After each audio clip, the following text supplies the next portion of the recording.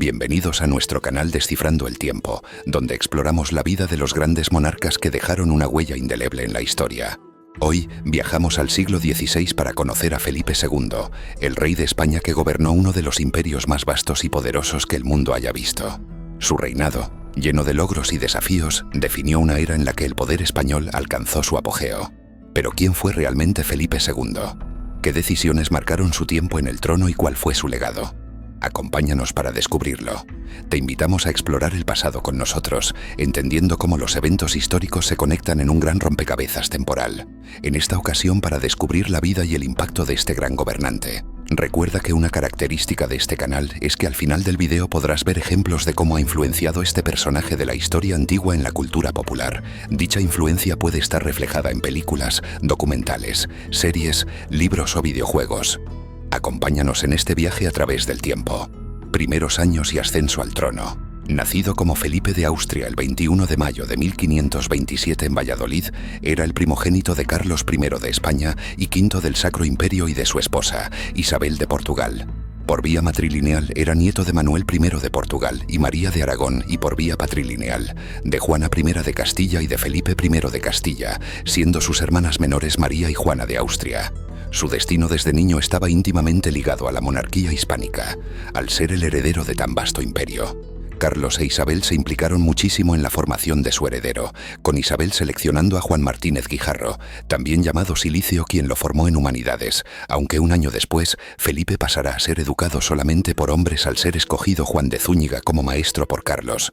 Por lo tanto, abandonando la compañía y tutela de su madre, Honorato Juan, quien le enseñó matemáticas, y Juan Calvete de Estrella, quien le enseñó latín, griego, francés e italiano, siendo estos dos últimos idiomas lenguas que podía entender, pero que nunca llegó a dominar del todo.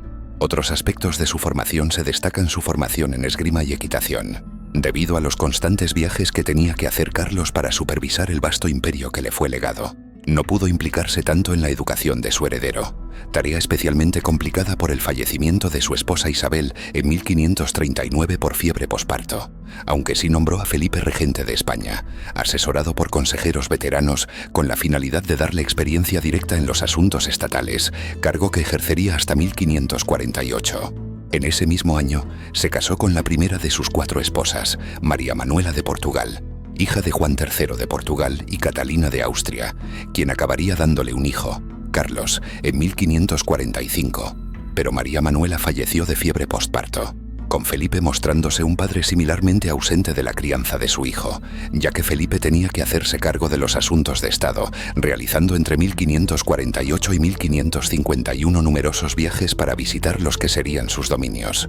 Primero viajó a la península itálica, desde allí viajando a los Países Bajos, gobernando Maximiliano, futuro Maximiliano II de Habsburgo, y María en su lugar, siendo allí jurado como heredero de sucesor y heredero de su padre por los diferentes estados, rodeado de fiestas y pompa cortesana.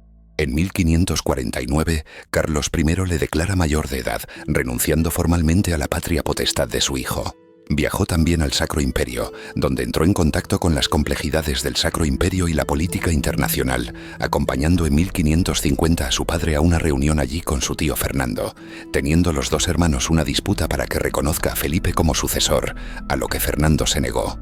En verano de 1551 vuelve de nuevo a España, permaneciendo allí hasta 1554, partiendo Maximiliano y María de vuelta para el Sacro Imperio.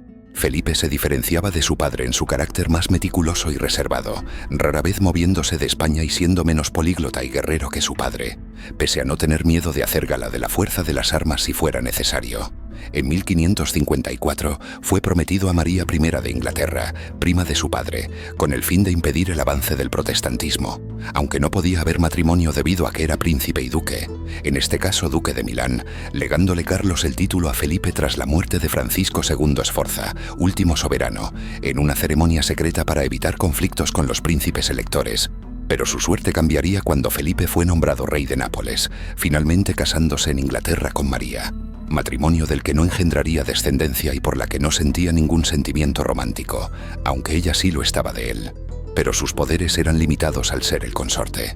El gran cambio de su vida llegaría en 1556 con la abdicación de Carlos I del trono de España tras 40 años de reinado, dejando a Felipe el imperio español y territorios, con su hermano Fernando gobernando el Sacro Imperio. En 1558, Felipe sufriría dos tragedias más: el fallecimiento de su padre Carlos en Yuste y el de su esposa María en Inglaterra. Si te está gustando este video y quieres más contenido como este, no olvides suscribirte y activar la campanita para no perderte nada. Reinado y política. El reinado de Felipe II se caracterizó por la centralización del poder y por la férrea defensa del catolicismo ante el protestantismo y el islam. Política interior.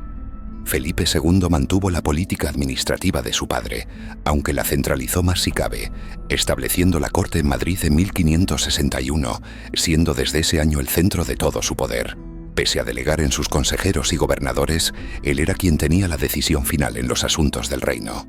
Los consejos se dividían en el Consejo de las Indias y Hacienda, encargado a todo lo referente a las posesiones en América de España; el Consejo de Estado, encargado a los asuntos generales del reino; el Consejo de Castilla, el órgano gubernamental español; y el Consejo de Guerra, encargado de los asuntos militares del reino. Felipe, ante todo, era un monarca trabajador y con una detallada burocracia, lo que le permitía tomar buenas decisiones, pero flaqueaba a la hora de tomar decisiones rápidas para problemas urgentes, lo que le granjeó muchos problemas. Asimismo, mantuvo a la nobleza bajo su control, pero eso no impidió al rey sufrir conspiraciones como la de la princesa de Éboli o el intento de su hijo Carlos. Mantuvo también fuertes lazos con la Iglesia Católica y fue un fuerte defensor de la Contrarreforma, empleando a la Inquisición para perseguir toda herejía. Política exterior. En cuanto a asuntos internacionales, tuvo que lidiar con la hostilidad francesa, conflicto heredado de su padre, desde 1557 hasta 1559, donde les endosó una severa derrota en San Quintín, obligando a Francia a firmar la paz con el Tratado de Cateau-Cambrésis, donde se acordó el matrimonio de Felipe II con Isabel de Valois, hija del monarca francés, quien inicialmente fue considerada como candidata como esposa de su hijo Carlos, pero decidió contraer el mismo matrimonio con ella, al ver la inestabilidad mental de su heredero y temiendo que pudiera perjudicar a sus intereses internacionales. Isabel le daría dos hijas a Felipe: Isabel Clara Eugenia y Catalina Micaela. Otro conflicto con el que tuvo que lidiar fue el conflicto con los Países Bajos, quienes, hartos de los impuestos y de la imposición católica, decidieron rebelarse contra la corona en 1568, en una revuelta liderada por Guillermo de Orange, dando pie a la Guerra de los 80 años. Una guerra que continuó incluso con Felipe II estando muerto y que culminaría con la derrota española en 1648 bajo el reinado de su nieto Felipe IV. También tuvo que enfrentar al Imperio Otomano, quien ansiaba expandirse por Europa, la que finalmente venció en la batalla de Lepanto en 1571, en la que se distinguieron con gran valor Juan de Austria, hermano bastardo del rey, y el poeta Miguel de Cervantes, quien sería popularmente conocido como el Manco de Lepanto por su participación en este conflicto. Concluyó con la derrota otomana a manos de la coalición formada por España, Venecia y los estados pontificios, marcando el principio del declive para los otomanos. Felipe II, al ser nieto de Manuel I, debido a que era hijo de Isabel de Portugal, se propuso como pretendiente al trono portugués tras la muerte de Sebastián I en la batalla de Alcazarquivir, Marruecos. Sebastián, que era hijo de Juana de Austria y Juan Manuel de Portugal, y por lo tanto, sobrino de Felipe, murió sin dejar herederos y Enrique I se coronó rey, aunque debido a su cargo en el cardenalato, no podía dejar herederos, por lo que tuvo también que enfrentar a competidores como Antonio, prior de Crato, y Catalina de Portugal, con Felipe contando con el apoyo del clero y los nobles, y Antonio del pueblo llano. Felipe se hace coronar como Felipe I de Portugal tras vencer a Antonio y tomar Lisboa el 24 de junio de 1580, culminando el proyecto de unión dinástica que habían construido los reyes católicos, bisabuelos de Felipe, iniciándose en 1580 y culminando en 1583. Estuvo enemistado con Inglaterra, pese a haber sido rey de la misma hasta 1558, ya que con la muerte de María I y al no haber dejado herederos, Isabel I ascendió al trono como sucesora de su hermana, y a diferencia de su hermana mayor, quien era una católica acérrima, Isabel era una defensora del protestantismo. Y de acuerdo a un rumor, Felipe la pretendió y deseaba casarse con ella, pero se negó, y patrocinó a corsarios como Sir Francis Drake a que saquease con su beneplácito los barcos españoles, que venían cargados de metales preciosos extraídos de América, con Felipe II respondiendo con el envío de la grande y felicísima Sirmada, o Armada Invencible, en 1588, bajo el mando de Alonso Pérez de Guzmán, duque de Medina Sidonia, que acabó en una derrota desastrosa para España de la que le costaría recuperarse, en gran parte por la tormenta que los ingleses supieron aprovechar a su favor, diciendo con tristeza e ira: «No envía mi flota a luchar contra los elementos». Nuevamente se reanudó el conflicto con Francia, desde 1589 hasta 1598, cuando Enrique III murió y Enrique IV ascendió al trono. Enrique, quien era un protestante, hizo que Felipe II se dispusiese a actuar apoyando a la Liga Católica, pero fracasó y se vio forzado a firmar la Paz de Vervins, en la que Francia se comprometía a renunciar a la soberanía de Flandes y Artois, y España le devolvía a Francia la ciudad de Calais, el Vermandois y Picardía, aunque contenía una cláusula secreta donde podían seguir haciéndose la guerra en el mar. En palabras del monarca: «En mis dominios no se pone el sol». Política religiosa.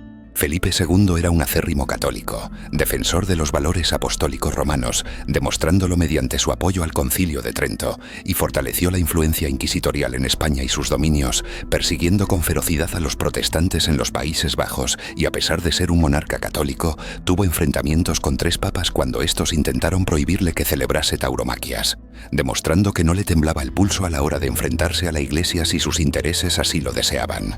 Política económica. El oro y plata extraídos de América generaron mucha riqueza para el Imperio español, pero Felipe lo gastó en guerras, viéndose obligado a declarar la bancarrota en 1557, en 1575 y en 1596 debido a los préstamos pedidos a banqueros europeos, con la llegada masiva de plata causando una brutal inflación en la economía, exacerbando el problema con la dependencia española de las importaciones, lo que causó que España estuviera más retrasada con respecto a otros países en la industrialización. Apoyo a las artes.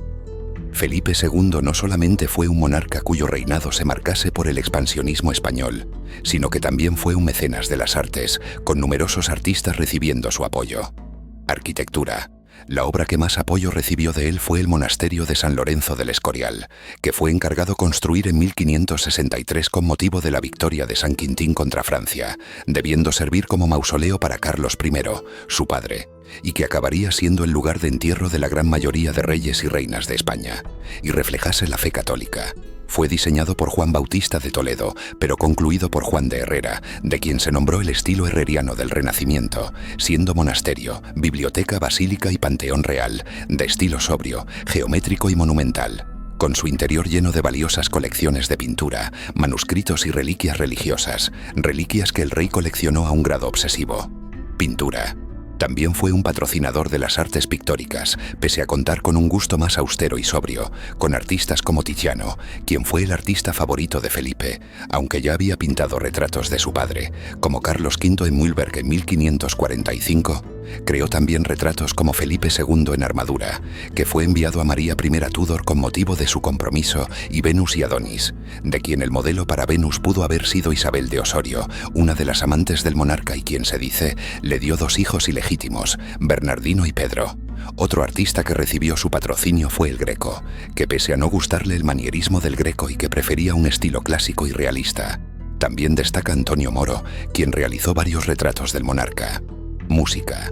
Su mecenazgo se extendió también a la música, especialmente a la sacra, apoyando a compositores como Tomás Luis de Victoria, quien contaba con un estilo místico y solemne que encajaba con la personalidad del rey y era famoso por componer el Officium Defunctorum, y Antonio de Cabezón, que fue organista en la corte y compuso obras para órgano y tecla, con su música influyendo en el desarrollo del barroco español. Literatura. Pese a no ser un gran promotor de la literatura, la patrocinó igualmente, con autores como Fray Luis de León y Santa Teresa de Jesús floreciendo bajo su mecenazgo, junto con Luis de Góngora, famoso también por la intensa rivalidad que tenía con Quevedo, y Lope de Rueda, quien era el precursor del teatro español, sentando así los precedentes para el siglo de oro donde florecerían posteriormente autores como Lope de Vega, pese a la férrea censura del rey. Ciencia y cartografía. Su todopoderosa mano también se extendió a las ciencias y cartografía, siendo durante su reinado donde se conquistaron las Filipinas, con el primer establecimiento español fundado por Miguel López de Legazpi, y la isla fue nombrada en honor al rey por Ruy López de Villalobos, y otras rutas hacia América, siendo en su reinado creada la Casa de Contratación de Sevilla, donde se perfeccionan mapas y técnicas de navegación. Se promovieron también estudios en arquitectura, ingeniería y fortificación, esenciales para la defensa del imperio, con fortificaciones como San Salvador de la Punta en Cuba y San Juan de Ulúa en México. Más se enviaron expediciones hacia América para estudiar su flora y fauna, aunque también estuvieron menos desarrollados en matemáticas y astronomía, pese a estar activos en eso. Muerte. Desde la década de 1590, Felipe comenzó a sufrir varios problemas de salud, agravados por el estrés de gobernar un imperio tan vasto y por su austero estilo de vida, con enfermedades como la gota crónica, fiebres y artritis, sumado a sus problemas digestivos. Pero eso no impidió que Felipe continuase trabajando de manera incansable hasta junio de 1598, cuando su salud empeoró, desarrollando grandes úlceras y llagas en la piel, retirándose de manera definitiva al Escorial, donde estuvo rodeado de artefactos religiosos, ordenando que su lecho fuera colocado para que él pudiera ver el altar mayor, y aceptando su destino con fervor religioso, como lo hiciera también Santa Teresa de Jesús en su momento. Falleció acompañado de su hijo y heredero, quien reinaría como Felipe III y en el que no tenía mucha fe, diciendo abiertamente: «Dios, que me ha concedido tantos reinos, no me ha dado un hijo capaz de gobernarlos. Temo que me lo gobiernen». Felipe II exhaló su último aliento de vida el 13 de septiembre de 1598, a los 71 años de edad. Fue enterrado en el mismo monasterio en el que falleció. Legado. Legado político y territorial. Bajo su mandato, España alcanzó su cénit territorial, consolidándose como el primer imperio global de la historia, reforzando la monarquía absoluta y estableció Madrid como la capital definitiva e impulsó la burocracia y la administración estatal, creando un sistema gubernamental eficiente, pero rígido. Legado militar y conflictos bélicos. Cosechó grandes victorias como las de Amberes, tal y como le relató a Isabel Clara Eugenia. Nuestra es Amberes. Y la de Lepanto, que lisió las operaciones navales otomanas de manera casi permanente, pero también fue incapaz de resolver la guerra de los 80 años y las hostilidades con Francia fueron nuevamente reanudadas. Legado religioso. Firme defensor de la religión, apoyó a la Inquisición y a la Contrarreforma, pero también la aisló de los avances científicos, con episodios como la revuelta de las Alpujarras entre 1568 y 1571, expulsando a los moriscos en 1569.